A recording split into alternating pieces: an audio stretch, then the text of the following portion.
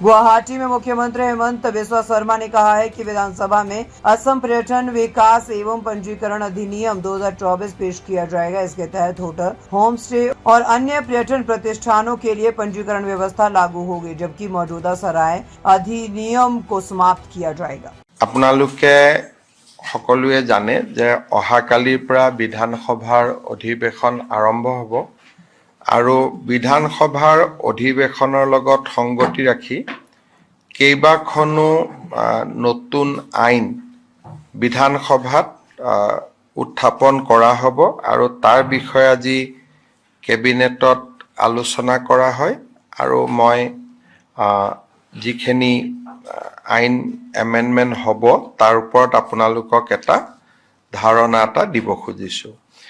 আমাৰ Assam tourism development and registration act 2024 এই আইনখন আমাৰ সদনত উপস্থাপন হ'ব। ইয়াৰ দ্বাৰা আমাৰ হোটেল বা হোম ষ্টে এইসকলৰ পঞ্জীয়ন কৰাৰ বাবে সুবিধা কৰি দিয়া হ'ব আৰু পূৰ্বতে 1867 চনত চৰাই এক বুলি এখন এক্ট আছিল, সেই এক্টখন বিলুপ্তি হ'ব আৰু Assam tourism development and registration act 2024ক আমি সংশোধন কৰি চৰাই এক্টৰ প্ৰয়োজনীয় দফাসমূহ আমি নতুন আইনখনত সন্নিৱিষ্ট কৰি চৰাই এক্টখন আমি সম্পূৰ্ণ ধৰণে বিলুপ্তি কৰিম। আজি আমাৰ কেবিনেটত অসম পুলিচৰ যিটো 102 বুলি আপোনালোকে ফোন নাম্বাৰ দেখিছে 112, এই গোটেই প্ৰকল্পটোক আধুনিক ৰূপত সজাই তুলিবৰ বাবে আমি 97.90 কোটি टकार अनुमोदन दियो।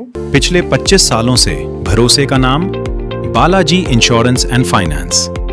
Motor insurance, medical insurance, general और लाइफ इंश्योरेंस के साथ पुराने और नए वाहनों के लिए आसान फाइनेंस सुविधा, तेज प्रोसेस, भरोसेमंद सेवा और अनुभवी मार्गदर्शन, सब कुछ एक ही जगह।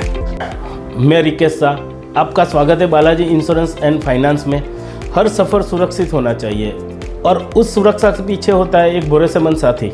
यहाँ आपको मिलेगा वाहन बीमा, मेडिक्लेम, वाहन फाइनेंस और आरटीओ के से संबंधित विशेषज्ञ मार्गदर्शन, तेज सेवा और पूर्ण पारदर्शिता, असंख्य ग्राहकों का विश्वास और वर्षों का अनुभव। बालाजी इंश्योरेंस एंड फाइनेंस, विश्वास, सेवा और सुरक्षा।